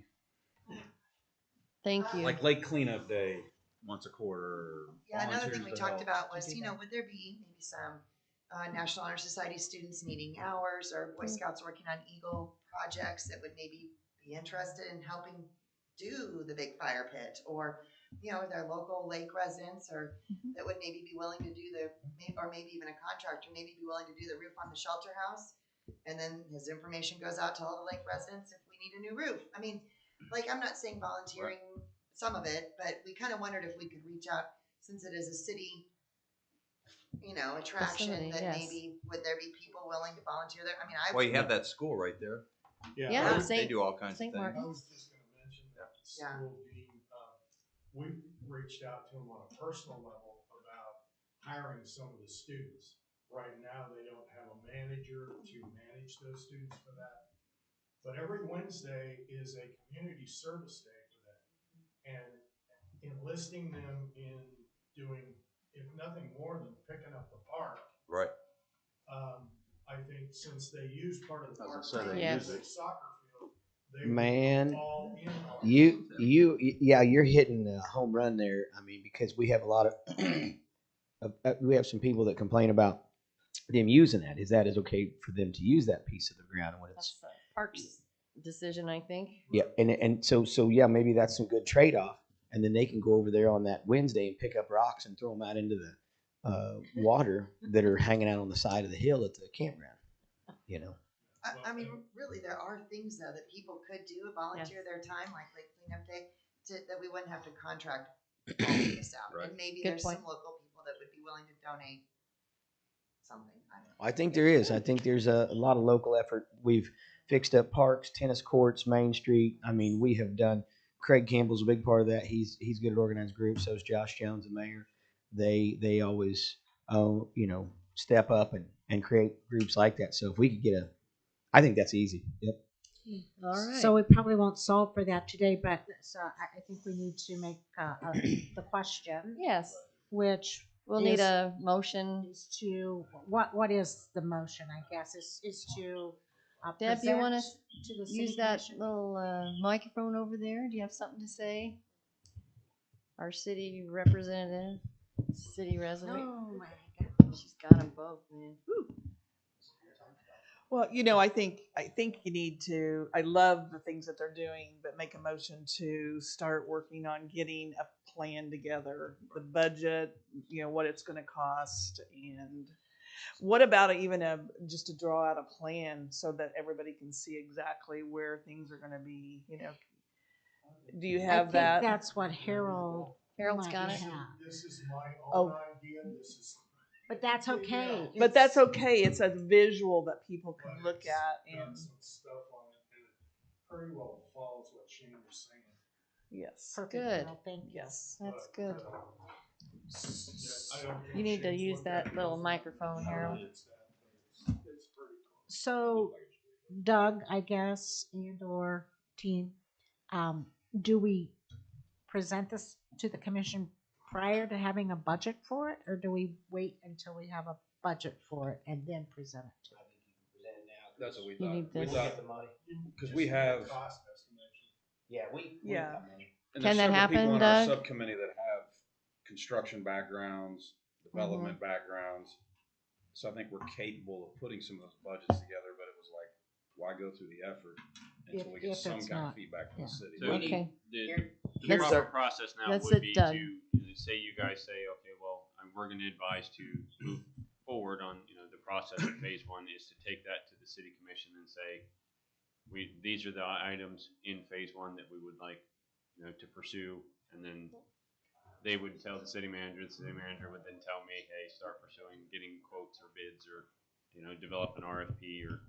Okay, That so would you be would the need that process. direction from From- Mark at the current time. Right. Yeah. But Okay. we would need to give direction to the city commissioner. You can City give. commission, is that what you're saying, Doug? You'll have to give suggestion, Right. not direction, because they're not going to take Right. So you would direction. just go there saying, the advisory board has Recommended. this desire to move forward with these certain projects, then the city commission would make the decision on which process, on which With- projects having a map or That would something. help. And I can pretty assuredly tell you right now, we're ready to hit the ground running. We want Super. as soon as that money's in there, we're ready to do some work. November 1st. Let's go. I'm talking November 2nd. Yeah, we want. That's what I'm saying. We got to go. to a more formal list, Uh-huh. and then I can take a map like Harold's got here, highlight it so they got something visual, RV here, camping here, whatever, and send that to you two, and then you two can deal with the city. You want to do it that But way? you do it so well. You're I'd be very happy to come professional, with Shane. No, we'd love to have you. I They think we see can do us it. all the Kidding. time. They see her a lot. They see me some, and they see you never. It's up to y'all. But I can make it a more formal act. Here's our suggestions. Okay. Our Phase desires, one, as and- Doug and said, give the them some desire. kind I of like a the desires. graph, a map like Harold's done here, Mm-hmm. and send it. I'll send it to everyone and send it to. Okay, so I move that we create a phase 1 map to present as a suggestion to the city commission. Yeah, and it would be nice to have just some rough cost estimates. Figure out your pads if they're 20 by 30, or let's say, let's name. That's going to stall things. Yeah, I say we no can't. cost. I say here's our list. And then This is they what will it would look direct. like. An RFP. Is that how it would Is work, that your Doug? motion? Are you guys good with it? And if they say yeah, then we start trying to work on getting We're going to bring you back the scope costs. of work, or we can Cost either participate. internal to the committee, great from a 20,000-foot view, but then when you present it to the city, this is what we think we can get done in phase 1. And let the city develop their own costs based on the way that they manage them. Right. Because if Well, I mean, yeah. look at it the way I used to look at it, it's gonna cost twice what it'll cost us. Okay. Right. Doug And- has a suggestion. Right. Thank so you, Harold. coming to the commission with like a vision, like this is The vision. plan, that the desire, and then we can break it out. When it comes to me, do RV pads. This is X amount. So, and then I can work with our public works department if it's something they can form up and for themselves. In a couple phases, couple days, couple weeks, whatever. To save costs. That's something that we can put together as here's a contractor's proposal of cost. Here's a city crew doing the work, proposal cost, and take that to the commission and say, this is one or the other. Which one do you guys want to do? Okay. Right now, it would just be a matter of, there are some things that maybe city crews can do, in the downtime, say like, golf course crew in the wintertime, they can help form up, or we can go out there with tractors and excavators and level out areas for RV camping, or primitive campsites, or we can fabricate the fire rings or something like that. Some of that stuff we may not have to contract out, and if the committee was to do it, then it would be total either volunteers or contracting contractors. So there's some leeway there if you go to the commission with the overall scope of the projects, and then we can break it down. That's good. That'll all depend on workforce, like you said. If we have guys available, Right. if not, if we say, hey, it's Contract gonna it be out. 6 months before we get to that, then we're gonna look at some contractor coming in and laying them out. That's something that the commission can make that determination, and they can say no, go this way. Absolutely. They have more authority over than an advisory board, so that they can direct the city manager, and then the city manager can direct staff. Okay. I just know in the past it's not been real successful getting ourselves out to do anything and finishing it. I mean, we're good at starting. We just ain't good at the finishing part at this point. But if we got good at finishing, I would love to have nothing more than our own crews doing our work and fixing our own sewers and water lines and stuff like that. But we're behind the 8 ball on a lot of projects in the city of Fort Scott. And I'm telling you right now, you come out there and say, we're going to take all the city crews out there and start doing this, that, and the other, and probably going to raise. No, Sure. but he's going to provide kind of both sides of it. Right. I like that. Right. Yeah. Good job. Yeah. Okay, my Nancy, email you want address. to try again for your motion? I'll second it. Do I'm just kidding. do I the can't motion. second. She's gonna do it. Yeah, I move that we present our plan, our map for phase 1 development at Fort Scott Lake to the city commission for their consideration. Is there a I second? second. A second by Dean second. Stryler. Any other discussion? I just wanted to add that we had a person from the crowd just text me and said, and it was another great idea. Inmates are being used a lot around here. Are they really? Yep. That Yep. would be They just went out something and picked up hedge balls at the golf course the other day. So, All right. I mean, I don't know but Could yeah, be. that's going to be another option we have also. Good. It's a good point. Any? Talk too much over periods Yeah. together. Any other discussion on this? All right. Can you Shane is a reread the comedian. motion, Rachel?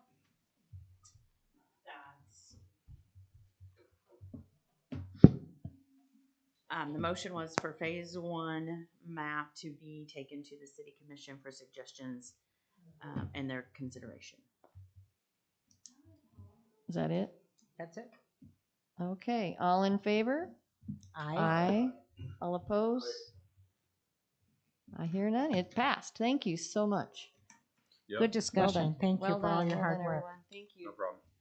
Okay, we already did the water testing at the lake. Any new business? And new business is something Jim Harris wanted to discuss. It's about thinking about having our meeting on a different day, different times. Jim, do you want to proceed with your request to be able to discuss? Yes, I'd like to request the committee to consider having meetings weekdays, maybe possibly at 4 p.m. or something like that. And the reason is, I'm just talking about myself personally. Saturday and Sunday, my entire career has been for my family. So Saturday is very tough for me, but if it works for the board, that's great. But I would like to see it move maybe like a Wednesday at 4 o'clock or something, if it would fit everyone's schedule. That's my only request. Discussion. Yeah, this meeting would be, Jim Harris is the county commission representative. He's recommending a different time and date for the meeting, maybe a weekday, 4 p.m., something like that, rather than weekends, because weekends it's hard for him to participate because of other things he's required to do with family and friends and other business.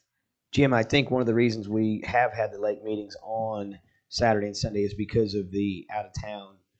Do you want this one, honey? Yeah, because of the out of town people that are not here during the week, such as Shane or Becky or whoever that might be want to come. But I mean, I don't have a problem entertaining it. But if instead of 4 o'clock, that would be really tough for some of these residents that had liked to come, but I have to work till 5 o'clock and hit the road, and it's an hour from here. So I would probably say, if you want to do that, yeah, we can do that, but tweak it till 6 o'clock, like the city meetings. It gives people a chance to, or 7 o'clock. Yeah, Becky's holding up, I think 7 fingers. I didn't count right, but 7 o'clock to where the people could have a chance to get down here from the city or get tuned in. Well, you could also alternate it too.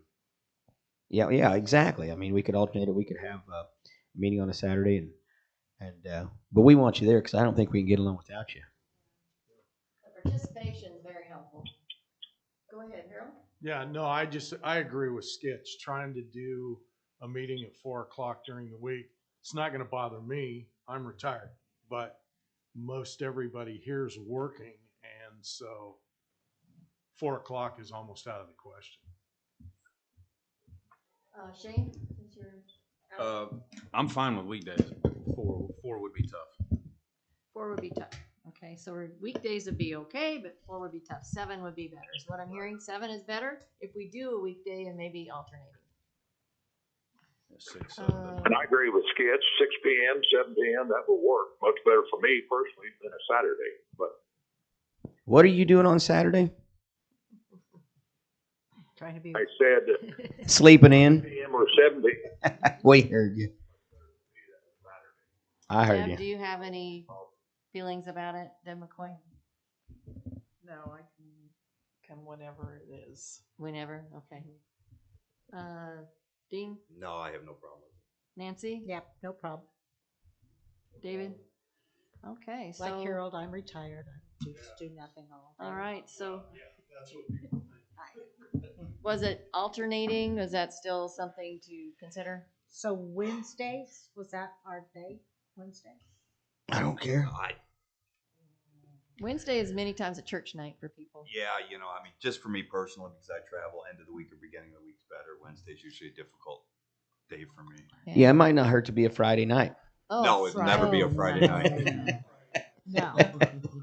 Maybe Man, a Monday, we got a lot of partiers here. a Monday night or a Thursday night. Tuesday nights are, you never know, the commissions are usually meeting and there's city. Becky, go ahead, Miss Becky. Oh, school days, okay. What is I it? would just say Thursdays might be better for people, like, because this lake committee was originally created to have a mix of people that were in town all the time, not full-time residents.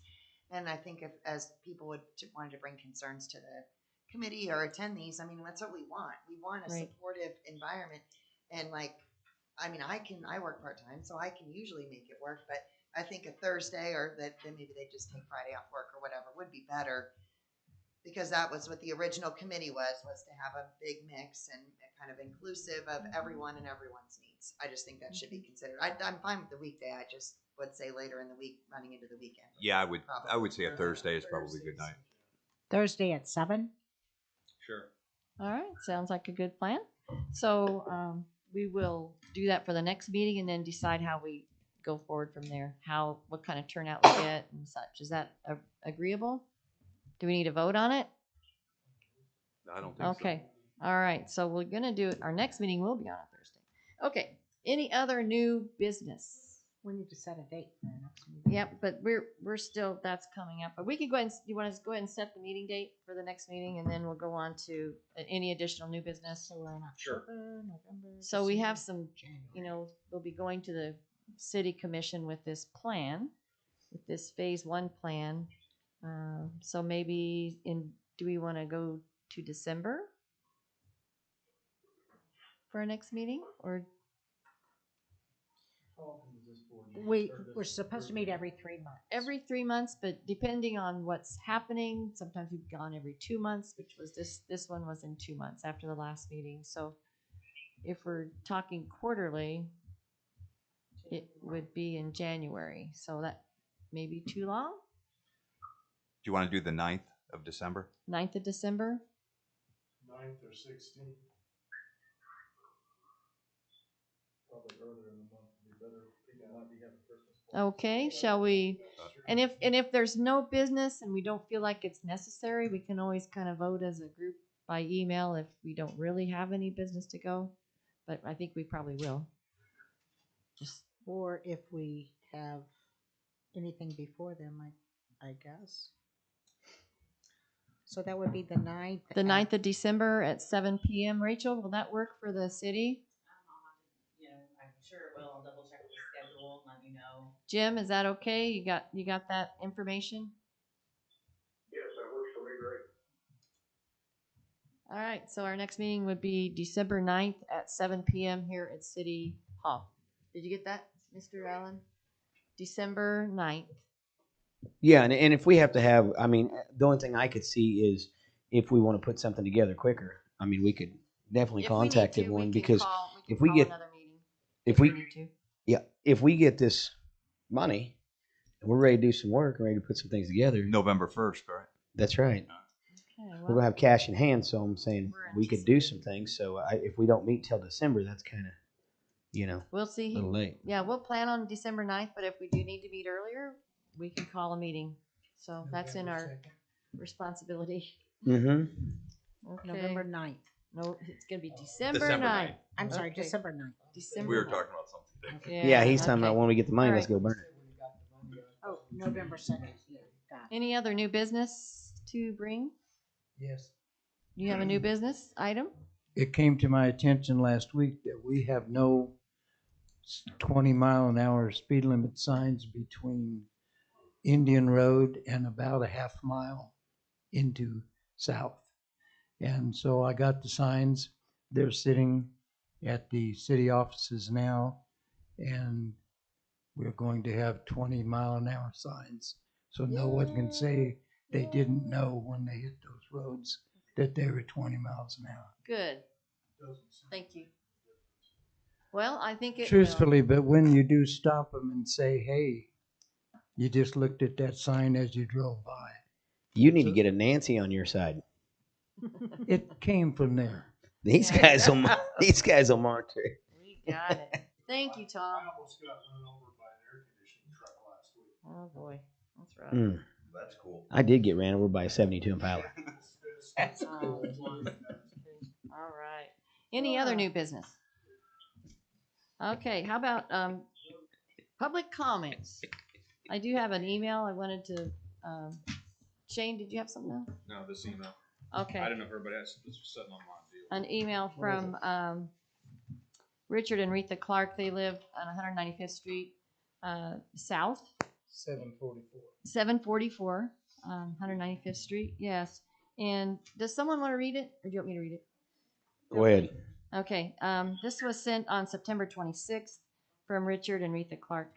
I wanted to speak at the next lake meeting, but will not be able to make it, so I typed up my thoughts and included here. City sees money, money, money in selling lots. Mr. Motley states that, in quotes, we have miles of undeveloped lake shoreline in Bourbon County, close quotes. An example of this would be all the acres at the south end of the lake. On weekends, the lake is busy, especially on holidays. I have seen teens and preteens driving jet skis recklessly. I witnessed a speeding boat come very close to a child in the water in the no-wake zone. I don't know if they ever saw that someone was in the water close to them. The child had a life vest on but took in some water when they bobbed up and down from the waves. As they sell more lots, we will have more people on the lake, and some people don't follow the rules. As more lots are sold, the city lake will become more congested. The city's lake could become like the Wild West. The only solution I see is to have a full-time person to patrol the lake to make it safe and fun. This may be needed only on the weekends. So their windfall in selling the lots will be devoured by a salary and benefits for extra lake patrol or security. To get someone to work long hours on weekends in the boating months will probably require premium pay plus benefits? ? This expense will go on forever, not a one-time thing like selling the lots. If the city doesn't police the lake and someone gets killed or hurt, the city could be sued for not controlling the lake in a safe manner. I know if I was on a jury in a case where the city ignored or did nothing to create a safe environment, I would favor the plaintiff. So the income from adding more lots will be offset forever by needing to provide a safe environment. Without a safe lake environment, people will sell and move to another lake. Thanks, Richard. Discussion? He also had a follow-up to that email. Oh, I didn't get that. I'm sorry. Go ahead, Nancy. Another concern would be if boating becomes congested like the Wild West, people will not want to live there, and there will be no building of $600,000 homes, and homes could actually decrease in price if it gets a bad reputation. If this happens, the tax base of recurring income could be hurt. Thanks, Richard. Okay. I think we heard it. Did we hear it from a perspective of safety and? Well, I mean, again, we've had this discussion, and I'll just sum up my thoughts on it. As typical, there's other ways to control boating. There's how many houses are on the lake right now, Tom? 160? 150? 140? 140. And I've never seen 140 boats out there. I think my personal experience is that the boats are from out of town. They're from residents of the city. Nancy and Byron, they're going to go out and tool in their pontoon, and maybe when the kids come down, have the wave runner out. I'll go out every once in a while. It's not if you own a house, you're going to bring a boat. You're going to bring wave runners. It's typically people enjoying recreation around there. I can count the boats on 4th of July weekend. That's going to be one of your biggest ones. It's going to be a dozen. I mean, there you go. 300 on 366 acres. So we can talk. Again, it's my opinion. You can have your own, but the sky is falling, and I think we do have a lot of untapped potential at that lake. I think it was never noticed for years and years and years, and now people have found it. And as long as we diligently make that lake a better place to be, I think that's why we've created a lake committee, and I think we're looking into that. And a smart growth committee. That's right. For controlled growth. I mean, that's what this is all about. But And that's why we've sold 4 lots and not 12 lots. Right. So, yeah. Well, another thing too, I have discussed with many parents that their children should be safer, and I've had their parents chew me out like it's my fault. So I think as far as city liability is concerned, we do our very best. And it's up to the parents to say, please don't get hurt. Because I ask them questions like, how would you like for me to bring the body? Where should I bring the body? And they go, All right. It couldn't happen. Yeah, it couldn't happen to my family, but it does. And so to prevent that, please have your children behave themselves. Well, and like I say, we got to tackle those issues as they arise. We can't, kill the whole party because of one bad apple. And there's going to be cause for caution and along the way with anything we do. Like we talked about the water slide, where you're going to have to police that a little bit, but we're going to have a water slide. You will see. It's going to be a big deal. It may be at my house. It may be. We can do it. We can build it. Okay, thank you very much. Let's see, public comments from anybody in this organization out here? Yes, go ahead and introduce yourself and do your best to be heard. Make sure that light's on and introduce yourself again. Bob Talbot, and I've been at the lake for 28 years now. And I know I brought this up at previous meetings. All these improvements and everything are great. The taxes, we all know, are pretty high at the lake. What is this going to do to the taxes with sell more lots and improvements? Well, Bob, I think, and there again, that's a county question, so I really can't ask as far as, because you pay county taxes. Maybe Jim can address that. Jim, you want to talk about the taxes and why you make them so high? Are you still there? I think he just hung up. Yeah. See you on Thursday. Yeah. I don't think Jim's still here. Jim, did you leave? He must not be there. Let me take a shot. Okay, Nancy. Yeah, I was going to say I want to take a shot too. Okay. We have 15 minutes to shoot. Get it. Let you know. Anytime this property that the city has now sold was not on the county tax rolls previous. They were on the city, so they collected no taxes from this property.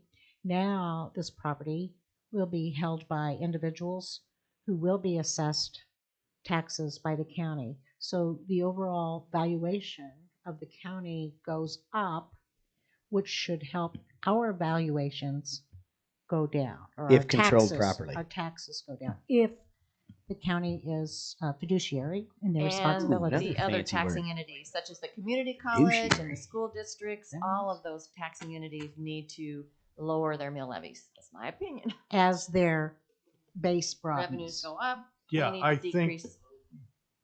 think a lot of that is in the hands of the assessor and the attitude of that office and the pressure that they get from the city council. And from the state of Kansas. Yeah, to increase their revenue pot.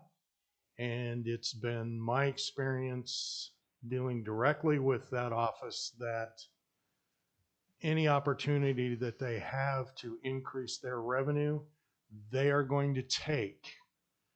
And that's been evident by some of the changes to the real estate tax laws in the county.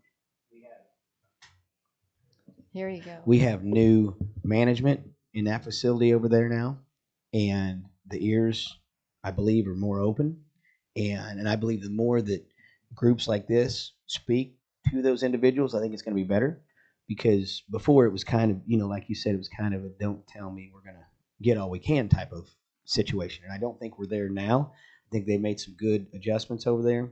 So that's just probably 2 months ago. 2 months ago, Yep. okay. Yeah, it just recently. My experience has been over the last 15 years. Right. But Bob, to your point, and I think you're saying, hey, listen, we've been here forever and you guys are going to keep going to where we're not going to be able to afford to live here.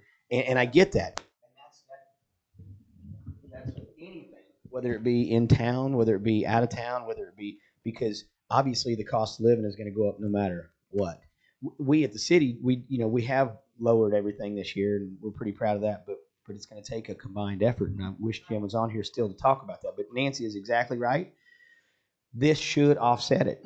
When these houses are out here selling for the prices they have been, I mean, everybody's ears are peaked up now. They're like, wow, this is going to hurt us all, because now we're going to have to pay more and so on and so forth. But as long as we get that controlled and speaking as a group to these individuals, I think they'll be understanding.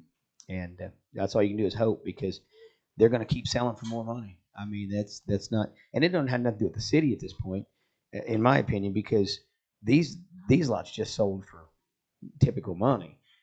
The houses that are selling for the 700 and 600 mark, that's going to perk them up more than anything. And you can't control individuals. So. I just wanted to bring it up again. Thank Every meeting. Well, and we appreciate you being out there too. I mean, it's not that we're saying we want you to go, but 28 years. I'm living in your boat. Are you? Yes. My family has been there since '62. Okay.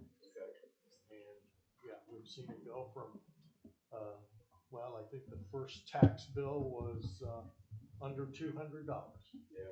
And now it's over 6,000. So. Thank you. Yeah. Hey, Thanks, thank you Bob. so much. Any other public comments? Seeing no one raising their hands, let's go to board comments. Dean Stradley, you have any comments? I do not. Nancy? David?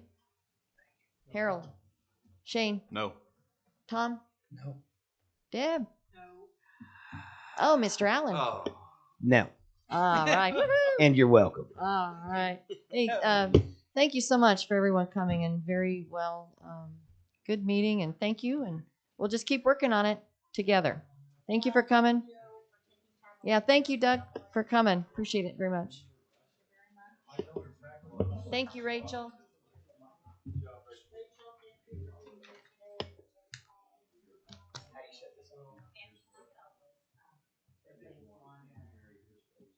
Rachel.